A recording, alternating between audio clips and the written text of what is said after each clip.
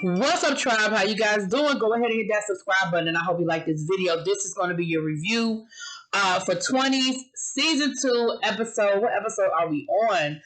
Episode 8. So we start this episode off, child. Marie woke up in the hotel room with her boss, and you know it's that awkward morning after the euphoria is over. The realization of what it is they actually did is hitting both of them, and there's a level of guilt, I'm sure, as well. Even though she had permission, but I'm sure there's a level of guilt. We see her come home, and her and Chuck are just in a really, really awkward space. You know, it's awkward and it's bumbly, and I feel like he feels like something went down, but of course, because of the agreement they have, he's not really in a space to kind of ask about it. But it's definitely off, and it's weird, and both of them feel it, right? Now, Hattie is living her best life. She submitted her script or her pilot, and she's waiting to hear back from the manager. And she is talking to her writers group about it, and, you know, she asked them, does she think they made a mistake? And, I mean, do they think she made a mistake? And was she moving too fast? Was she ready? And they were honest with her as well. You know, they said, listen, your pilot needed a little bit more work, but it was a great opportunity, you know. And, you know, Hattie did something in this moment that irritates me, because Hattie keeps looking for someone to validate what she did, as if to say what she did was right and what Adina was telling her to do was wrong. And, you know, later on in the episode, they have a really good conversation where, well, I'm jumping ahead. I'll get back to that. So then, you know, we see the friends linking up. We see Hattie, Marie, and Mia linking up, and, you know, they're hanging out on the movie set. And, again, Mia is obsessed with her social media presence. Shout talking about when is the best time of day to get the most traction and followers and all of that. And, her sister is still staying with her child, that she has figured out that there's a reason why her sister is staying there, that it ain't just about her, that there's a reason why her sister ain't going home. But I told y'all that when her ass showed up out of nowhere and said she was staying indefinitely, that her and the perfect husband ain't working out too well. Now, Hattie lets them know that she had an opportunity to sign with a manager, an agent. And Marie is like, Hattie, your script isn't ready. And Hattie is like, y'all keep telling me that, but then why is this person interested in me? And when she tells Marie who the guy is, Marie was like, yo, he's like a hot commodity, but he needs some more women of color on his roster. So Hattie was like, oh, so you trying to say the only reason why he's interested in me or interested in signing me is because he needs some color he needs some, you know, some women of color on his roster. And Marie was like, listen, I'm not even saying that that's necessarily a good or a bad thing. I'm just saying it is what it is, and you need to be mindful that he might be signing you not because you're ready, but because he needs to add some diversity, right? And Hattie was like, well, why didn't you hook me up? If you know this guy so well, why didn't you ever hook me up? And she was like, because you weren't ready. Like, I don't want to see you fail. Like, I want you to sign up when you're ready. And I don't think you're ready yet. So then we see Hattie go to her meeting. And I'm going to be honest with you. I respect how Hattie handled the meeting. Hattie was like, listen, seems like you know, you may not necessarily be interested in me for my talent. You're interested because you need to add some people of color to your roster. And I respect how he came at it and was like, listen, you ain't wrong, but also know that I could choose from anybody. Like, you, it's like, you're not the only black, you know, female writer out here looking for somebody, okay? And she agrees to sign with him because, of course, at the end of the day, it's what she wants to do. Now, my thing is, now her friend that kind of hooked him up, not sure if she's flirting with Hattie or if she just really, really likes Hattie. Like, as a friend, as a good person. You just never know sometimes whether somebody's flirting with you or that's just who they are and it's just all, you know, platonic or all in a good space or whatever. But Hattie does end up signing with the guy. Now, I'm going to be honest, and y'all might need to explain this to me, people who know Hollywood or understand Hollywood.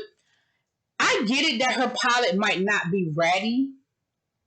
But why is it a bad thing to have representation? Why is it a bad thing to have somebody that says, listen, you got a deadline, it's due by, I need this, here, this, and this? Or is it that once you get with a manager, you're supposed to just be ready to rock and roll? Like, I feel like in music, you get a manager before you might necessarily be ready to make an album, right? Like, if you can sing, You might need to get a few voice lessons in. But the talent is there. So I'm not necessarily sure I understand where all these people are coming. Listen, I'm Hattie in this situation, and I'm normally not with Hattie. But in this situation, I kind of feel like Hattie because I'm like, not sure what's wrong with this scenario. But that's me.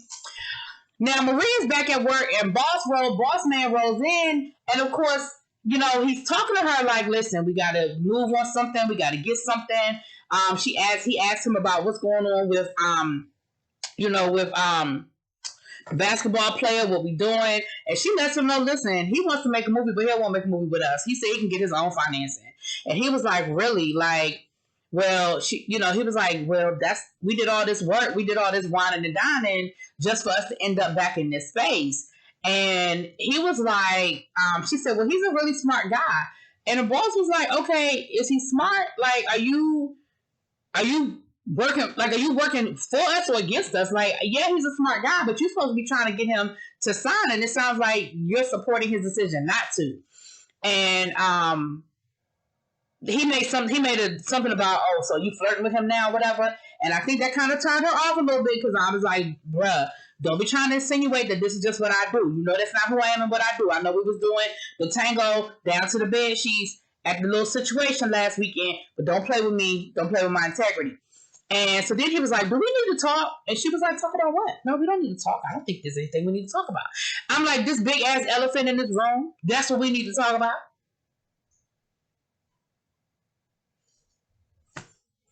Anyway, Hattie's hanging out with Dina. And again, Hattie brings up the whole manager situation. And she tells Hattie, listen, I'm happy for you. And Hattie was like, yeah, but you didn't think I was ready. You didn't want me to do it. She was like, I still don't think you're ready. But that doesn't mean I'm not happy for you. Like, if it happens, it happens. I still feel the way I feel. And so she was like, well, how is this going to work? You know, both of us do the same thing. Like, one of us becomes more successful than the other. And she was like, let's be clear about something. I'm not in competition with anybody but myself. Like, I want to see you win. But I'm going to always be honest, and I'm going to always give you my honest opinion. You know, like, that's just what it is. And so then she was like, listen, you the best girlfriend. You the best girlfriend ever. You know, Hattie get to that sweet talking. And guess who ends up calling on the phone while they, kissing about to, have a moment? Ada.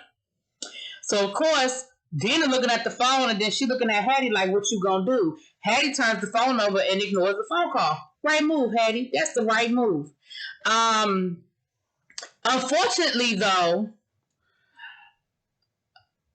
Ada ends up, and I believe 100% because this is just a vindictive person that Ada is. Ada 100% ends up taking it out on Mia. And she ends up firing Mia. She told Mia that her character has run its course. It was never meant to be a permanent character, and it is what it is. And Mia was like, well, what did I do wrong? Like my fan favorite, 2 weeks ago, you was blowing me up, getting me verified on Instagram. Well, all of a sudden now, is it a problem? And Ada was like, listen, girl, this is just the way the cookie crumbles. And do me a favor. You tell Hattie to return my phone calls. And I was like, oh, that's some petty shit. See, that's why you ain't, Hattie, don't you mess around with that woman again, because that's petty. That is petty. Because I do believe that if you and Hattie was still, Ada and Hattie was still doing what they was doing, Mia's job would have been fine. So, of course, Mia is upset and she's crying and she's trying to call Hattie. She's blowing Hattie up. And she's telling Hattie, like, you need to call your girl. You need to call your girl because she fired me. And, and Hattie was like, I can't believe she would do that because of me. Like, that's messed up. So Hattie calls Ada. She said, listen, don't be playing with my friends, like, dreams because you want some bullshit. And Ada was like, that's not what it is. It was never meant to be a permanent position. And, it's just how the business is. And so then she says, I heard you got an agent. And she was like, yeah. And she was like, well, if you need anything from me, let me know. And Hattie just hangs up on her. And I don't blame you, Hattie. That was dirty. Ada, that was some dirty shit. Dirty.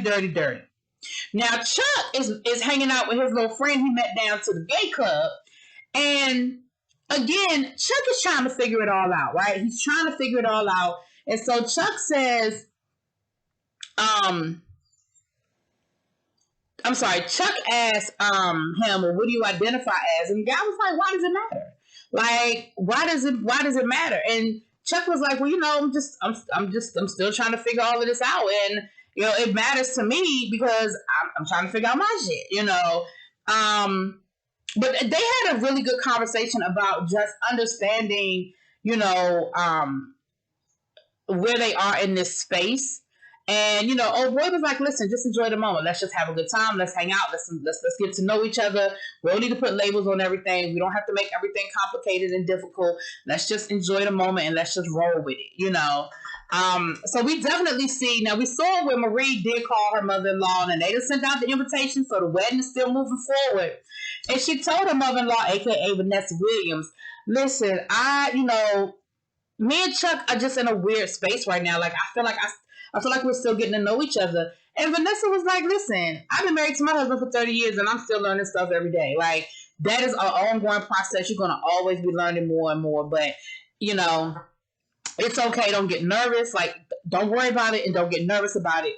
And then she said, "Listen, if me and Chuck don't work out, excuse me, if me and Chuck don't work out, can I keep you, honey?" I said, "Well, you better get used to that plan because I don't feel like y'all gonna work out." Okay. Anyway, that was the episode. Y'all let me know what y'all think. Drop it in those comments. Peace.